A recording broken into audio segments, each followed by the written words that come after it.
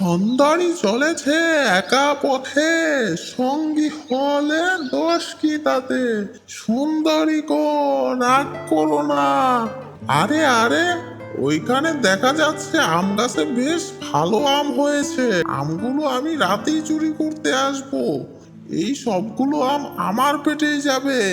গ্রামের একটা গাছেও পাকা আম থাকবে না, সব আম আমার পেটেই থাকবে। আমি হচ্ছি শিয়াল ছানা, শিয়াল করে হুক্কা হুয়া, হুক্কা হুয়া। এখন আর দেরি করব না, রাতে আমি আমগুলো চুরি করতে আসবো। হ্যাঁ গো, আম তো এবার বড্ড বেশি। তবে আমগুলো গাছে পেকে রয়েছে। শুনলাম আমগুলো নাকি শেয়াল এসে খেয়ে ফেলে। গ্রামের সবার আম গাছের আম চুরি করে নিয়ে পালিয়েছে। কি কও তুমি? কিছুদিন আগে না শিয়াল ব্যাটারে যে পিটুনি দিয়েছে গ্রামবাসী, তারপরেও কি আর সে আসবে আমাদের আম খেতে? তুমি চিন্তা করো না, আমি আমগুলো পেড়ে ফেলবো কালকেই, ঠিক আছে? তাহলে আর আমার কিসের চিন্তা রইল বলো?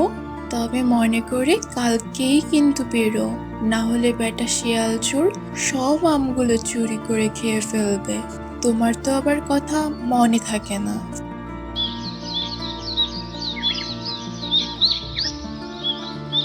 সেই দিন রাত হতে না হতেই শিয়াল কৃষকের বাড়িতে এসে আমগুলো দেখতে লাগলো, আর আশেপাশে কেউ আছে কি না তাও ভালো করে দেখতে লাগলো। এক পা দু পা করে শিয়ালটি গাছে উঠে গেল। একে একে হাত বাড়িয়ে আমগুলো সে পক পক করে খেতে লাগলো। খেতে খেতে শিয়াল বলল, বাহ বাহ, বেশ মিষ্টি আমগুলো। এই আমের স্বাদ আর কোথাও পাবো না। কাল আবার রাতে আসবো আম খেতে। কি স্বাদ! তখন শিয়াল আম পেড়ে পেট ভরে খেয়ে সেখান থেকে চলে গেল। বেশ সকাল হয়েছে, আজকে ঘুম থেকে উঠে যাই, গিয়ে দেখি গাছে কয়টা আম আছে। আজকে তো আবার আম পাড়তে হবে।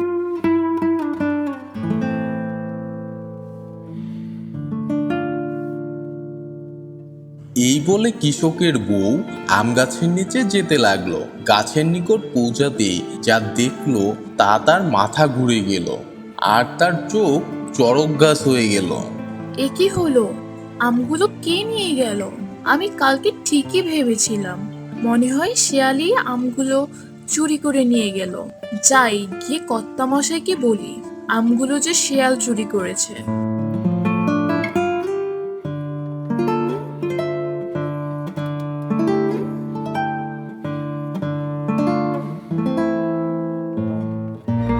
কালকে তোমাকে বলেছিলাম আমগুলো সব পেড়ে নিয়ে আসো, কিন্তু তুমি আমার কোনো কথাই শুনলে না। শেয়াল চোর বেটা আমাদের সব আমগুলো চুরি করে খেয়ে ফেলেছে। এখন ওর একটা শিক্ষা দিতে হবে। তুমি কি বলো? কি বলো কি তুমি? আমি তো ভাবলাম যেভাবে ওকে মারা হয়েছে আর হয়তো বা ও আম চুরি করতে আমাদের গ্রামে আসবে না। তবে ঠিক আছে, আজকে রাত্রে ও যদি আসে তাহলে ওকে আমরা উচিত শিক্ষা দিব। এমন শিক্ষা দিব যেন ও আর কখনো আম চুরি করতে না আসে। আমাদের এই গ্রামের কথাই ও যেন ভুলে যায়। এরপরের দিন রাতের বেলা কৃষক আর তার বউ ঘাপটি মেরে দাঁড়িয়েছিল শিয়ালের অপেক্ষায়, শিয়ালকে হাতে নাতে ধরার জন্য। কিছুক্ষণ পর শিয়াল চলে আসলো, আর যে গাছে উঠবে আম চুরির জন্য, ঠিক ওই মুহূর্তে কৃষক এসে ডান্ডা দিয়ে একটা মাইর দিল। ডান্ডার মাইর খেয়ে শিয়াল সাথে সাথে কৃষকের পা ছুঁয়ে তাদের সামনে এসে বসে পড়ল। তখন কৃষক বলল, বাবা শিয়াল, তুমি আমাদের গাছের আম কেন চুরি করতে এলে? কিছুদিন আগে গ্রামবাসীরা মিলে এমন ধোলাই করেছিল তোমাকে, তারপরও তোমার কি শিক্ষা হয় নাই? আমাদের পাকা আমগুলো তুমি কেন খাচ্ছ শুনি?